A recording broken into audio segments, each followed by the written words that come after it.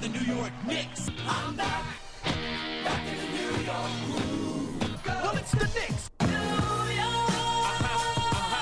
We are the New York Knicks. New York. For this new season we're about to enter, the Knicks is taking no shorts, just like winter.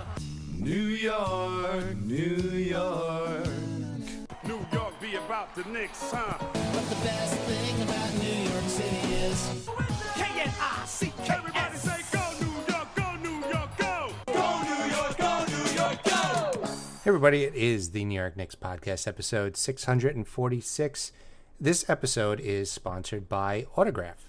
So you can use code NYKP when you sign up for Autograph, and they actually have a really good deal coming up. So on the app, Friday, which is tomorrow, if you're listening live, April 19th, they are going to have Knicks playoff tickets for $24. That is... Holy crap. Yeah, that is about $600 off of the normal price. So I think for $24 in the arena, you can get a French fry. So this is a pretty good deal. that is, you could either have a playoff ticket or get one Bud Light at MSG. Yes. So yeah, it's a cool app. You get all your sports content in one place. You can get articles, blogs, podcasts, and then you get rewards for the more content you absorb, the more rewards you get. And so you could get ranked and level up. There's leaderboards. When you go up in status, you get new rewards and exclusive content, which includes the discounted tickets and signed memorabilia. They're going to have some like jersey giveaways, autographed jersey giveaways in the future, achievement trophies and stuff. So download the Autograph app and start getting rewarded. Use code NYKP when you do. Helps out the show greatly. And the Knicks finished with 50 wins and are the number 2 seed. We're going right. By the way, the app is pretty cool because you can get you don't have to go from multiple apps to try to find everything you want for Knicks content just comes there, which is kind of cool. Yeah. But yeah, Knicks got 50 wins. They are the 2 seed. Jay, I saw this on Reddit. I wanted to read this to you. Someone wrote, this is from Reddit user Supreme Actives. He said, this season was for the fans. For the fans who watched Lou Abinson and Chris Smith suit up. For the fans who watched David Fizdale smile while down by 1,000 points. For fans who bought Ron Baker jerseys. For fans who thought a big three was us and Golden State. For the fans who fell in love with Pablo Prigioni. For the fans who booed Zingas Pingus. For the fans who had to sit there and watch Andrea Bargnani step onto the garden floor. For the fans who acted like Mario Hezonja blocking LeBron deserved the banner. For the fans who loved Julius even when he was total crap. For the fans who loved Brunson signing and didn't bitch about every little thing, we've arrived. That is a very good post. And, yeah, I thought that was kind of awesome. And there's so many other memories of how beaten down our franchise is and how we pretended guys were something when they weren't. And we've gone through this team drafting. Okay. But this is just we've gone through. Let's just give it. What have we gone through as a fan base besides what was written there? We went through Elfrid Payton as starting point guard. We went through drafting Jordan Hill with a top 10 pick. We went through clearing the entire cap space to have LeBron laugh in our face. And them show him a Sopranos clip to try and recruit him. We went through, as much as Jeremy Linsanity was awesome, we went through 2 weeks of a player being one of the best highlights of a decade. Yeah. I mean, if we want to go back a little bit more, we had franchise player Antonio McDyess, savior of the franchise, get injured before he basically played any games. We had Stephon Marbury being paid not to play basketball games for the Knicks because they were so frustrated with him. Yeah, so we've been through a lot, but now the Knicks are the number 2 seed and won 50 games, which is pretty crazy. They are now going to play the 76ers in the first round, which I didn't want to play the Heat because of the history of the Heat injuring Knicks players, but Butler got injured. Who would you think of? Yeah, definitely not Bam, but Butler got injured, so turns out that would have been a very nice matchup. But Embiid's not 100%. The Knicks are 3-0 even when against Philly when Embiid is healthy. I think the Knicks are not a good matchup for Philly. If I told you before the season started the Knicks were going to play the Sixers in the first round, how would you have thought this season went? Philly 3, Knicks 6. Yeah, there's no scenario where I would have said, "Oh, the Knicks are the 2 seed." Yeah, and Philly had to barely win a play-in tournament game to get in. Yeah, it's kind of crazy. Also, I really, well, I guess if the Heat don't have Butler, it doesn't even matter. But I kind of want to see. I'd be up for seeing the Heat beat the Celtics first round. I don't But think guess they're with going to that- be playing the Celtics. Well, I guess if the Bulls are going to beat them tomorrow night, so they're probably not going to play the Celtics. Yeah, that's what I think is going to happen. Yeah. But it was just anything to throw off the Celtics because I at some point I plan on the Knicks playing the Celtics this playoff run. I think the Knicks match up really well against the Sixers. You want to talk through the matchups, the player matchups? Yeah, let's do that. By the way, some people were saying the Knicks should have tanked so they didn't have to play Philly and finish third, so they play Indiana. Like, there's one, I love how this team just doesn't care who they play. But two, I like 50 wins is significant. Like that's happened once in the last 25 years. I like that they went for it. I think if you told Tibbs, hey, we'll give you $1 billion plus world peace if you tank this one game, Tibbs would be like, guess no one's getting paid today. I mean, I think most of the players on the Knicks team wouldn't have went for it either. Like, it's just a team of guys who really try hard every game. In the press conferences, you could tell they're not wearing stupid outfits and treating it like a fashion show. Like they're showing up in hoodies, and that's how you know they're serious. They're not spending time picking out fuzzy outfits like Kuzma or like the clown clothes Westbrook wears. I mean, whatever. Those players can take it seriously also, but like Tibbs is unbelievably serious. He could never throw a game. His mantra basically is winning every goddamn game and trying your hardest every night. Mm-hmm. And I know people give him crap for like he plays his players too many minutes, which really isn't so true. But like, hey, what is wrong with wanting to win every goddamn night? I think it's absurd, like, to criticize a coach because he wants to win every night. Maybe that's how you build a good team. It's not the guys that don't want to win every night, get rid of them and bring in guys that want to win every night. There's a And that's what the Knicks reason have done. 5 or 6 players on this roster have had career years this year. Because Tibbs doesn't develop guys. Oh, right. He wears them down. It has to be impossible then. Yeah. I mean, Tibbs really has built a roster of guys that are like, hey, like there were points in the season where Jay and I were like, hey, maybe the Knicks are too injured tonight. Maybe the Knicks should just throw this game because they're just not going to win it anyway. And the Knicks were like, fuck that. We're giving it all no matter. If we only have one person alive for the game, with that person will play all 48 minutes and try to win the game. Honestly, winning 50 with this many injuries and a number of games that I thought were influenced by the refs, and they still finished with 50, that's insane to me. That's way more impressive than the 54 win season. I think it was a ridiculously successful season so far. I feel like the fact that they got the 50 wins and the 2 seed, I think Tibbs should get Coach of the Year. I know I think maybe last show or maybe previously I've said no, but like the fact they got to here with all the injuries, he's not going to get enough respect. But like, I feel like he's pulled off like something amazing here. And especially since, according to the national media, the Knicks never had the best player on the floor. Never had the best player on the floor. And the media doesn't even care. Like, Randall's out. They don't even count that, basically.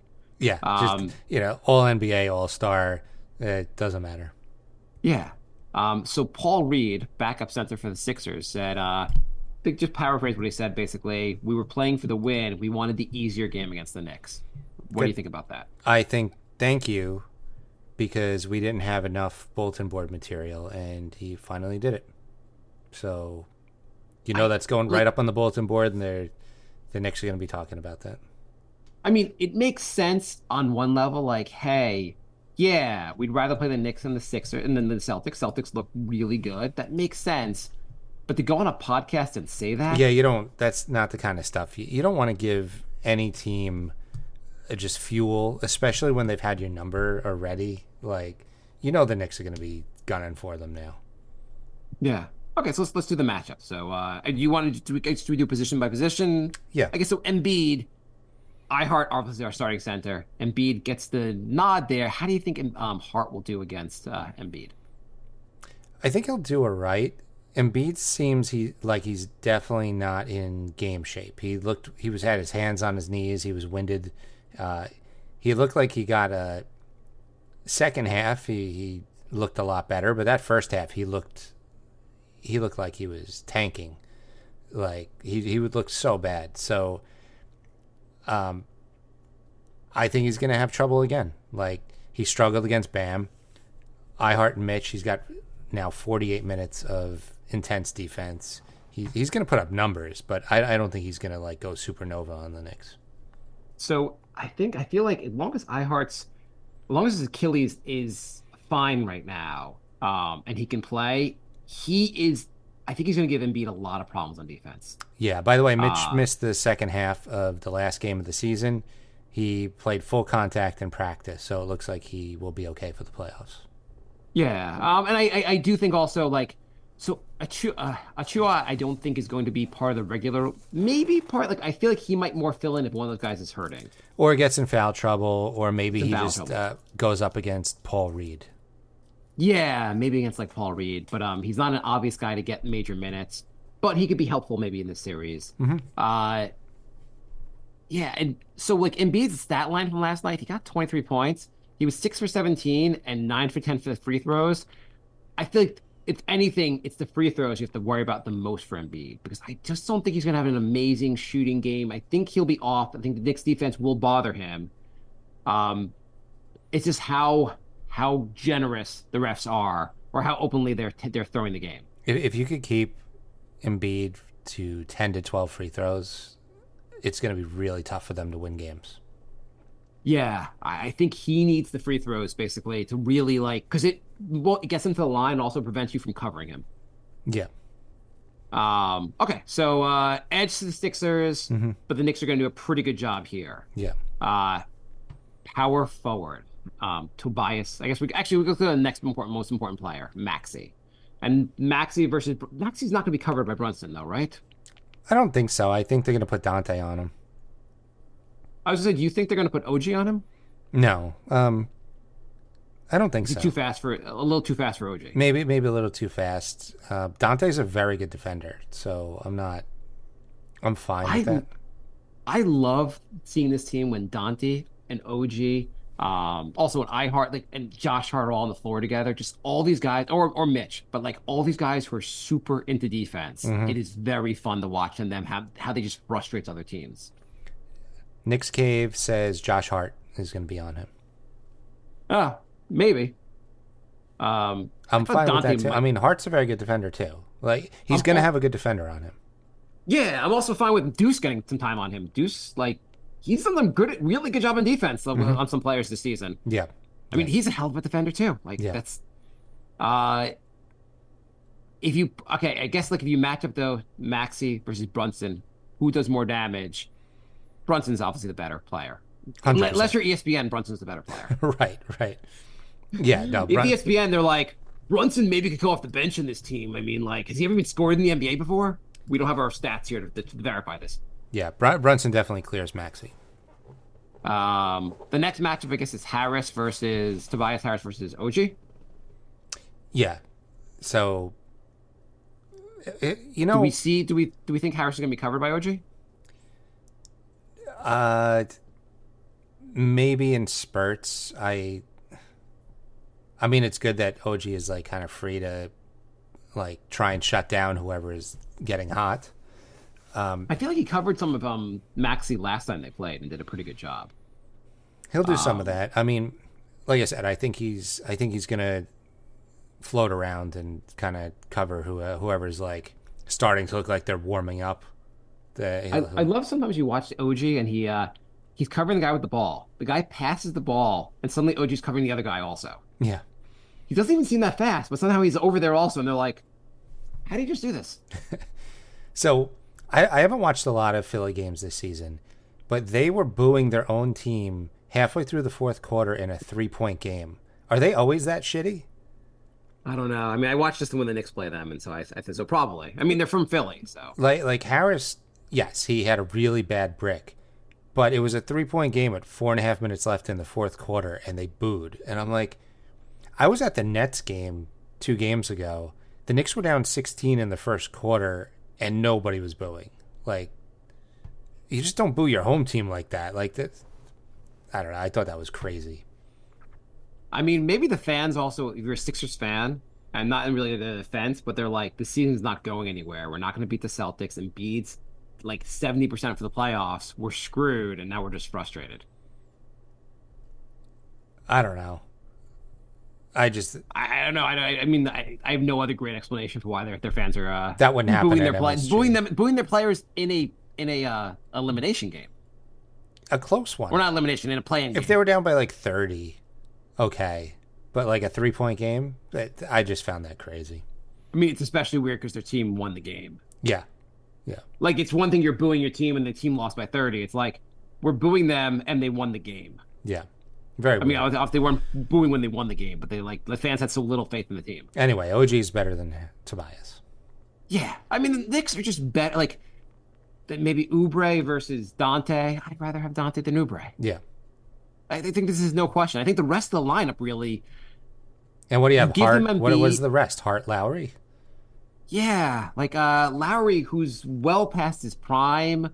I mean, you got Batum. Their bench might be a little more solid than the Knicks bench right now. But the Knicks are going to play the Knicks are going to play so many minutes for the starters that it's not going to make a huge difference. Starters, the Knicks have the advantage in 4 out of 5 matchups. Yeah, exactly. I mean, like, however you want to look at it, Embiid being their best player. Even if you say like just best player versus best player, I think I take Brunson over Embiid right now. I mean, they're obviously different players. Brunson is fully healthy and doing everything he can to win. Embiid is not capable of doing everything right now. He's not fully healthy, so. Yeah. And Embiid has a nice track record of being bad in the playoffs. Brunson has a track record of going well above expectations in playoffs.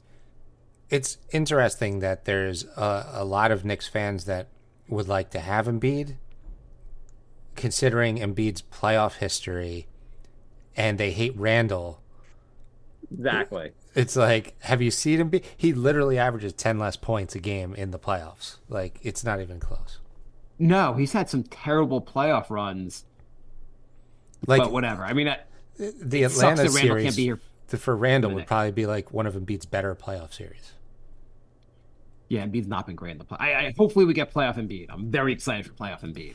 I mean, the other things that can hurt you from the Sixers standpoint, they got some good 3-point shooting. I mean, Buddy Hield can get hot. Oubre can get hot from 3.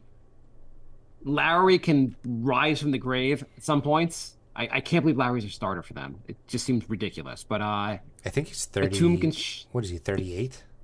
Yeah, he's pretty old. Batum can get hot. He got hot against the Heat. Holmgren's actually a decent player. He can play decent minutes when Embiid's off the floor. So the biggest concerns for the Knicks really are the non-Brunson minutes. How concerned are you about those minutes? Pretty concerned. I mean, that's definitely one of the Knicks' bigger weaknesses. I mean, that may be the biggest weakness. Yeah, I mean, McBride's excellent defender. His shooting has been so good this season, but just the way the ball moves and the way the offense is run is a little rough. So it's concerning, but you have to. I mean, Philly isn't exactly lighting it up in the non-Embiid minutes, so I think it'll kind of negate each other. Remember the game against Philly where McBride went 5 for 5 from 3 in the second quarter? Yeah. That was pretty cool. That was cool. I feel like with McBride, the issue in some regard is that he looks better if he gets to play more minutes. Like, you put him out there for 25 to 30 minutes, you get better McBride than you would for 10 to 15 minutes. Right. And he's probably not going to get 30 minutes. He's not going to get 30, but he might get close to 20. Yeah, I mean, on this team, especially with the guys they have to guard, there's a very strong case to use him a little more. Like they're not like you can have him on. I mean, you can have him on Maxey, you can have him on Oubre, like nothing crazy about it. Or Lowry, really. Nick Scape says Boyan and McBride should run pick and pops. I mean, there's definitely going to be opportunity for Boyan to have a big playoff run. Like he's kind of like an X factor off the bench. Like the Knicks bench isn't that deep. They're gonna without Randall, they need some big Boyan minutes. Yeah, and they need a lot from him. So it came out this week also that he is dealing with an injury, and he's been dealing with an injury the whole time. Yeah, he's had a hurt wrist for pretty much the whole season. It seems like he learned how to shoot through it in the last few games, though. So, nothing that it might need surgery, but it's one of those where it can wait till the end of the season. Do we know he had it for the whole season or just more recently? I think he said it's been hurting like most of the season. Okay, I mean, it could explain how he was not playing as well for the Knicks initially. But yeah, he's come on a lot more as of late. He seems like he's more comfortable, fitting in a little more. Yeah.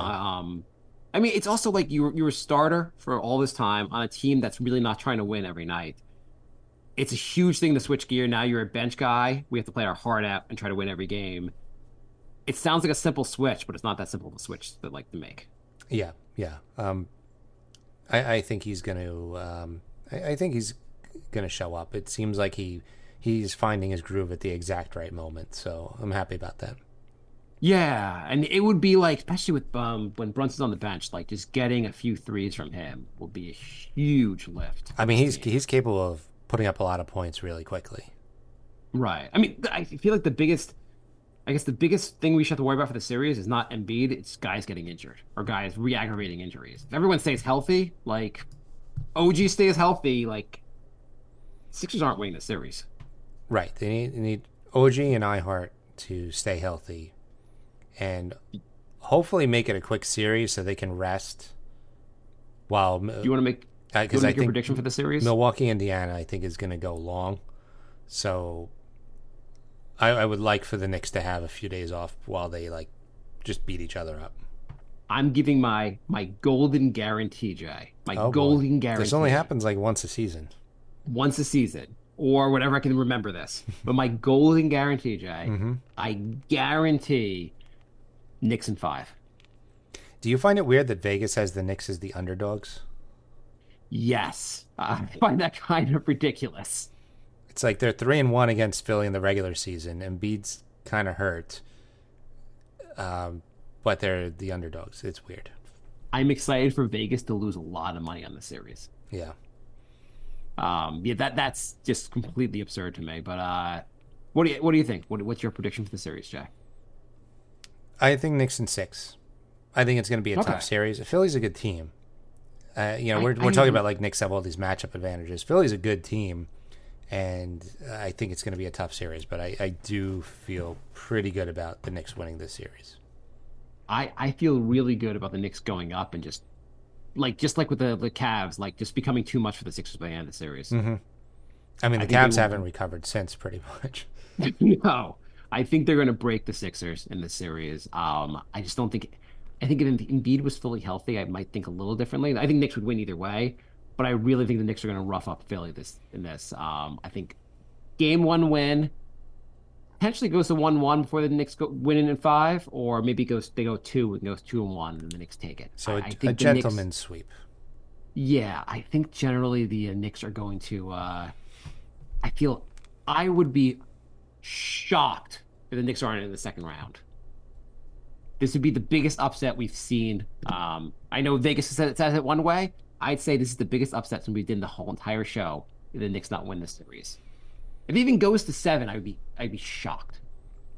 Yeah, it should be fun, and we're going to game 1. So my first playoff game. Jay, they texted me this morning. He got tickets. I am unbelievably excited for game 1. It's going to be amazing. Yeah. Do you want to talk about the other series? Give our view on. Who else is going to win? Yeah, yeah. Let's do it. Okay, so despite the Bulls and the Heat haven't played their game, let's start with that. Bulls Heat versus Celtics. Either way, what do you think's going to happen? Celtics are winning. I think they're going to play the Bulls. I think the Bulls are going to be tougher than Miami just because Butler is out. Is he? So Butler's out for tonight. The Butler's out for weeks. Okay. Yeah, there's no way they're beating the way they're beating the Bulls, and I think the Celtics might sweep the Bulls. I don't know. I think the Bulls win one or two. I think the Bulls are a scrappy team. I mean, the Bulls were playing the Knicks really tough. They just, I don't know. Of course, the last game of the season goes to overtime for the Knicks. They have to to pull out the 2 seed. That was just crazy. Yeah. I was also surprised to hear that was only the Knicks' second overtime game of the season, because I think the first overtime game was in the first 4 games, which is they usually have a lot more than that. So that was interesting. I feel like they had a bunch last year, and I don't know the number, but I was shocked to learn that was the second one. Last time, I feel like Bulls Celtics. Nobody talks about how good that series was because it was a first round series. But they had that one series that went 7, and 3 of the games were overtime, and I think 2 of them were double overtime. That was one of my all-time favorite playoff series, and nobody talks about it because it was the first round. But I thought that was really good. When was this? It was a while ago. That was back when Derrick Rose and Paul Pierce. Oh, yeah. I was trying to figure out if you were talking about the Jordan Bulls or did I no, forget a series from last year? No, I want to say 08 or something like that. 09. Okay. Yeah. Okay. So we'll say Celtics. You think Celtics win sweep? Yeah, I think the Celtics are gonna. Maybe the Bulls get one game. I just don't see. I don't see it. Yeah. You really think they're? I don't think they're that good. The Celtics are really good, and I think the Celtics will have problems in other series. But I think the Bulls are just a pretty easy matchup for them. Yeah, I mean, I think 5 is fair. Yeah. Okay. Okay. So next round, we did the Knicks obviously already. Okay, Bucks Pacers. What do you think? And Giannis is going to miss part of the series. Right. That's why I think this is going to be a long series. I think this series is probably going 7, especially if Giannis misses the first 2 or 3. It's hard to tell because I would say Pacers win if Giannis just doesn't come back. If Giannis comes back, I think they're better than the Pacers. So I'm going to say prediction for this. I saw Giannis bend his knee backwards and miss one game. So I'm going to say Giannis is just an alien and he comes back after 1 or 2 games and they win the series in 7. I think the Bucks are going to lose this series. After losing this series, they're going to fire Doc Rivers, do a long search, and then hire Doc Rivers as their coach. They were we went with a veteran, and they're like, "What the hell are you doing?" While they try to get Bud to come back. Yeah, I think Giannis is going to miss a significant portion of the series. That's why I think the Pacers is 7. Okay, I mean that's fair. If Giannis misses more than 2 games, I think the Pacers win. Yeah, that's exactly what I think is going to happen. I think they're going to miss more than 2 games. I think, and maybe he's back to the deciding game, but I feel like he also will not be 100%. And Pacers are a good team, and the Bucks aren't that good without Giannis. They're pretty bad without Giannis. Yeah. Yeah, Cavs and Magic. Donovan Mitchell's healthy, right? Yes. So, but that also speaks for the Knicks' really good roster build and their depth, because Randall went out, All NBA, All Star, and they still won 50 games and they look good. Butler gets hurt, they're finished. If Embiid gets hurt again, they're finished. If Giannis gets hurt, they're finished. The Knicks absorbed an All-Star getting hurt. I don't think other teams have that luxury except maybe the Celtics. Yeah, I mean that's a very fair point. I don't see. I mean, I guess you could argue Brunson's the best player, so he'd be losing the second best player. But if Sixers lost Maxey, they'd be done. Yeah, or if the Heat lost Bam, the Bucks lost Dame. Yeah, I was wondering if that would actually hurt them. Uh, great move getting Dame. Bucks. That's huge. Between getting Dame and getting Doc Rivers, it's like they're rooting against themselves. Okay. Cavs versus Magic. If you remember, the Cavs with Donovan Mitchell are a very good team. Without Donovan Mitchell, apparently they're terrible. What do we think? What do you think's gonna happen? Mitchell should be healthy. The Magic, their first time really being good. I forgot if they were in the playoffs last year or not, but they finally seem like they have a good team. What's gonna happen? Magic in 7. Yeah, that sounds right to me. Maybe Magic in 6. I feel like Cleveland is just a really good regular season team. I think Donovan Mitchell calls his agent by game 5 is like, I'm out of here. There's just the Cavs they're not a playoff team, and Donovan Mitchell knows that. And so like this is the last game they play against the Magic is the last game he plays in the Cavaliers uniform. He's going to show up to game 6 in a Villanova uniform. That would be great. So we have okay. Well, obviously we'll talk about the next round from when it happens, but solid predictions. You wanted to let's switch over to the West. Okay. So we still haven't seen the game hasn't happened yet. Oh, by the way, what do you think about the Golden State Warriors being basically done as a playoff team? I think I would be crapping my pants if I was Clay and I went 0 for 10 for 0 points the day before I was a free agent. Like someone put a image of Clay in like a Shanghai Sharks uniform. Yeah, I mean, it's tough. Like he was so good, and then he had those back-to-back injuries. He missed over 2 years of games, and he was just never the same. But the fact that they had him off the bench for like dozens of games, and they were doing much better. And then for the single elimination play-in, they're like, yeah, let's start him again. Like, I don't know if that was good. They moved him back to the starting lineup towards the end of the season. Clay's numbers on paper aren't that bad, but he's not the player he was. I guess nobody expected him to go 0 for 10. That was brutal. And Chris Paul had a pretty bad game too. In the playoffs, Chris Paul? I know. That's impossible. I know. So yeah, it's tough. They're done though. Like, I don't know. Clay is gone. You can't give him a big contract. You have to figure out how to rebuild. They said we're going to do everything we can to help Steph win for the end of his career. And I was like, oh, they're trading him. Either that or they have to like trade Wiggins and Green. Oh, there should be everyone's going to line up for those guys. I know, that's the thing. How much value these guys even have. Anyway, we have the offseason to talk about this kind of stuff. Yeah. But the end of an era for them. Kings, so Lakers beat the Pelicans. Zion had 40, but was injured. And his playoff run ends at one game, which is impressive that he showed up for one game. I mean, he's averaging 40 points per game for his career in the playoffs. Yeah. Except hopefully he'll be play-in tournament stats don't count, so he actually still technically has 0 playoff points. So the Pelicans will play the Kings. Well, first, I guess, what do you think? Who wins this series? Kings, definitely.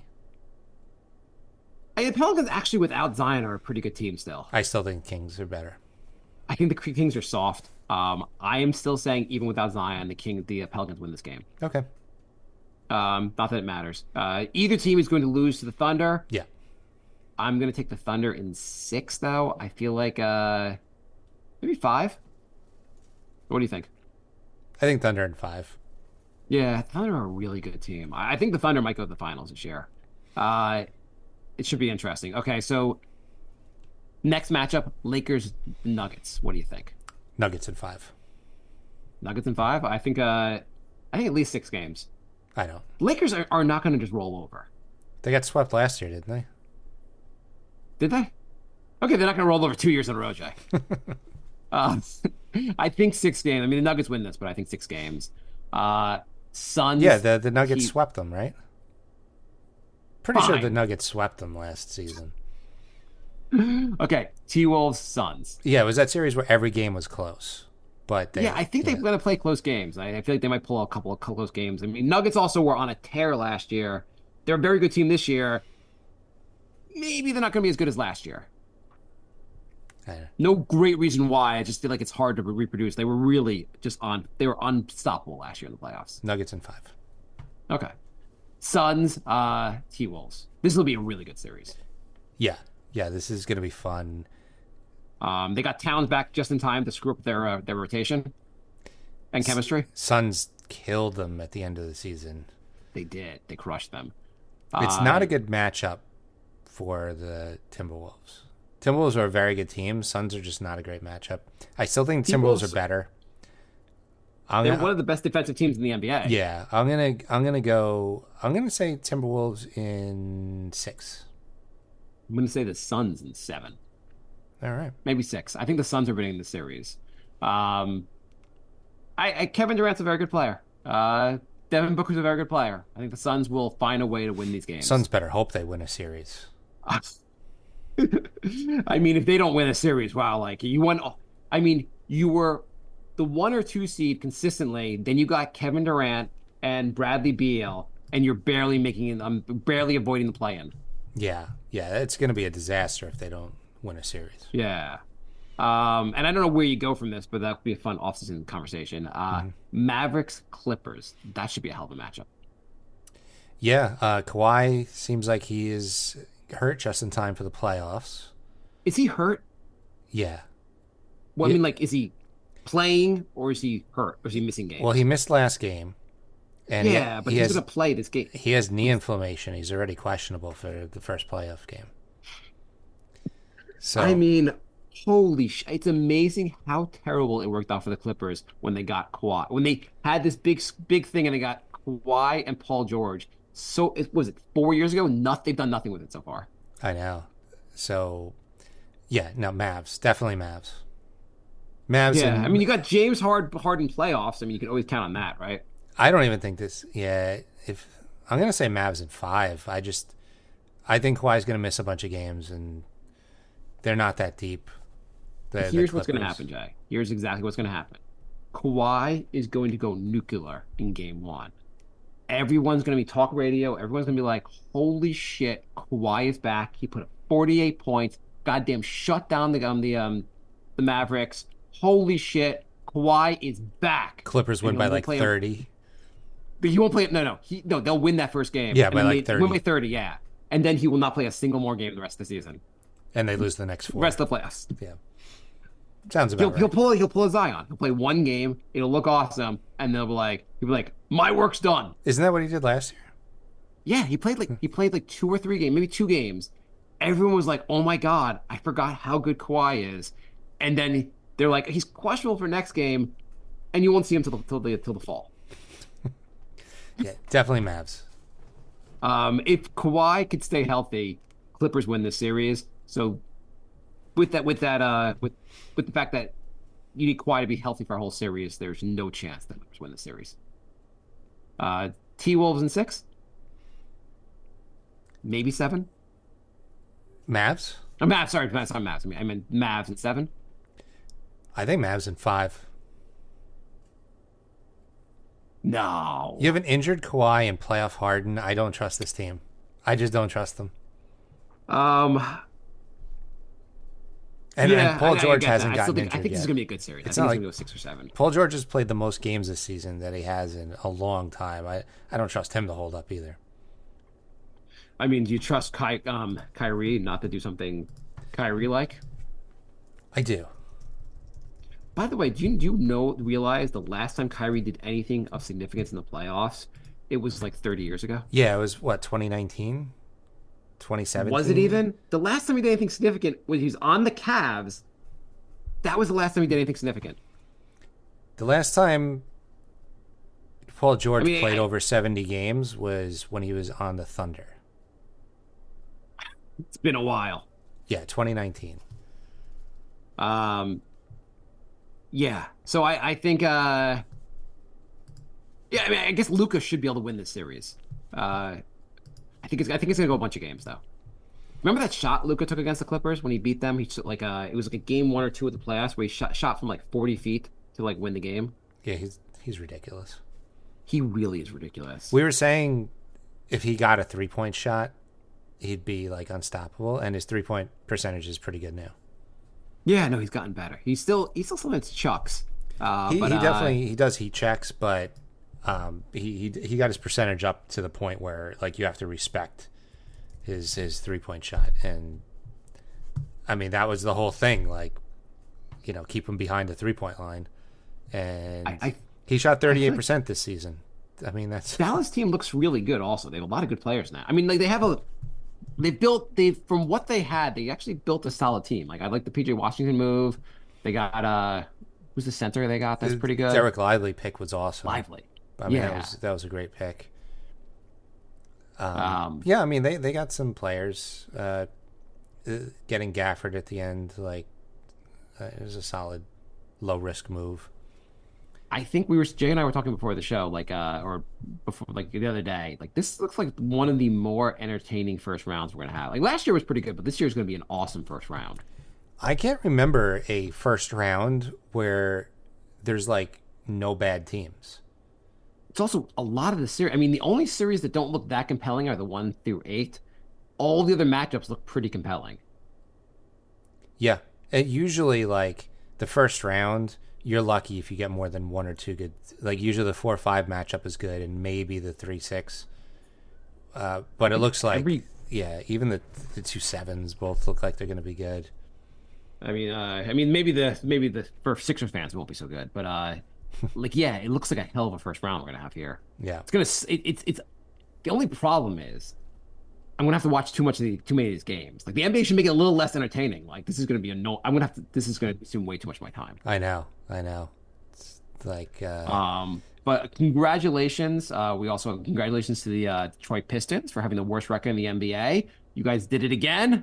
We're very impressed, and sorry for the Wizards who had 15 wins. A little disappointing to come in second. I've been against this. If you listen to this podcast, I'm against giving Detroit the best odds for the draft pick, the number 1 draft pick. I kind of like the idea someone floated that just make it even odds for everyone. Yeah. We've been saying this for a long time. Like, why are you going to reward Detroit for being this bad over and over and over again? And then some poor guy who's actually like going to be a generational talent is eventually going to get drafted by one of these garbage teams run poorly with a terrible roster. Like, why? I mean, Jay's been saying that. I've been saying when the Knicks were really bad, we never got the number 1 pick. So fuck everyone else. That's my view on it. Now that the Knicks are good, similar to your view. Just give everybody a 3.5% chance at getting the number 1 pick. Not everybody, just the non-playoff teams. That's fair. Just all the lottery teams. I don't care. Everybody. You still have a 1 in 30 chance. Like the odds of like a really good team getting the number 1 pick is 3%. No, but I still think the teams that didn't make the playoffs, I get that part of it. But whatever. Either way, it's also amazing. Like Detroit drafted Cade Cunningham and are like garbage with him. Like you had the number 1 pick. Teams have had the number 1 pick and just like they're still really bad. Yeah. It's sometimes tanking helps. It's interesting. We're playing the Sixers. Sixers used tanking to build part of their roster, trust the process, and then eventually gave up on trust the process. But like that was their big thing. And from all the trust the process, they got 1 player. They got Embiid because Ben Simmons obviously can't count anymore. So when they got versus the Knicks were like, we kind of are going to build into the draft. We're kind of going to do some very smart acquisitions and build a little differently, and it's gone outstanding. Yeah, I mean, Philly. They made some really bad draft picks with their top picks. Yes. That's the thing. Trust the process works if you like. You have to be good at drafting. You can't waste really good draft picks with just like the Knicks did 4 years in a row. Yeah. I mean, the Knicks also proved like it doesn't even matter. Like if you have the 8th pick every year, that could be really helpful if you know who to draft. Yeah. Yeah, but you can't draft like Okafor and Fultz. I mean, Jahlil Okafor is the ultimate, like, the NBA has changed draft pick. Because he gets drafted in 1992, he has a solid NBA career. Gets drafted in 2013, he's out of the league pretty fast. I mean, Evan Turner, just a lot of wasted top 10. The Knicks have wasted a lot of picks also, so, but... The Knicks have been bad for a long time at their high draft picks. So you can't really, it's you can't really knock Philly too much. But that was Philly's entire strategy. The Knicks were like, they were bad almost by accident. They thought they were going to be good every season. We wanted, and I've been saying for years, I wanted the Knicks to build through the draft. And I thought that was the only way the Knicks were really going to get good, and it turns out I was wrong. Yeah, yeah. I mean, you could build through the draft, or sign a backup from another team who's a second round draft pick for a little bit too much money and have him become an MVP candidate. I mean, I hope they don't think that that's like a good strategy. It worked out, and it's amazing that it did, but that is like a once in a lifetime thing. I mean, the craziness, and like we didn't think it was a bad contract at the time, but like it was like you got Brunson, who's a backup, it made an MVP candidate. The rest of the team, we signed Ihart. Like, he was a backup center, looks like a fucking beast. Dante DiVincenzo was a backup, looks awesome as a starting shooting guard. Deuce McBride, who did, like, even we weren't giving minutes to, looks awesome off the bench. Yeah. All the different moves and how brilliant they've been. I mean, Leon Rose, holy shit. Yeah. I finally am totally, like, fine with him calling it a masterclass, because holy shit, this is a masterclass. Yeah, yeah. I mean, the fact that Randall's injured and the Knicks can still make a deep run just shows how well this roster is constructed. I mean, even Josh Hart, like someone on Twitter was like retweeting another big Knicks account. They were retweeting their tweets from like last season, and like one of them was like February last season, just like saying how Leon Rose doesn't know what he's doing, he has no plan, just complaining. And it was like, wow, like a little over a year ago, people were legitimately saying this, just not seeing the vision. Yeah. Yeah. Well, including us, we didn't see this bit. When it was being put together, it was really hard to see. Right. I mean, last year when Brunson came over, you were like, he started playing and you were like, okay, he's pretty good. Is he going to score a lot? Like, because I felt maybe like you would think like 17 points, 6 assists, still better than where like just like competent point guard. Like, and you're watching him being like, is he fucking awesome? Am I missing? Am I watching this? Like, is he really this fucking awesome? Yeah, it was interesting to just watch that develop in real time. Like the Heat series, you're like, is he the best player on the floor? Yeah. In the second round of the playoffs? Wild. Wow. Okay. I think we're out of time, Jay. Yep. So we're nyknickspodcast@gmail.com.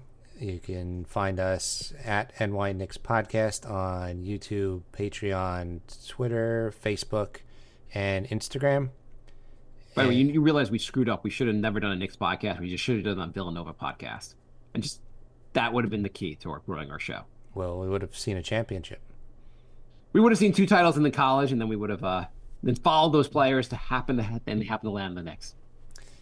And you could like and subscribe on Apple Podcasts and Spotify and anywhere else podcasts are found.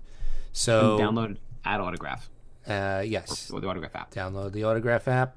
Get some cheap playoff tickets. So we will be back on Wednesday talking about games 1 and 2, hopefully about going up 2-0 against Philly.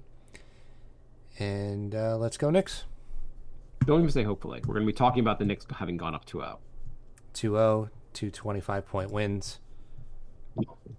Philly's in disarray. We'll talk about the end of game 2 in the post-game interview where Embiid just said no mas.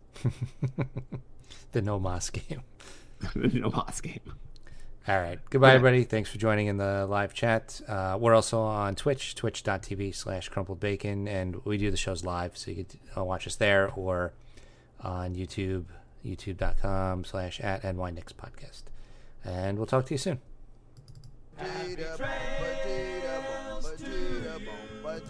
My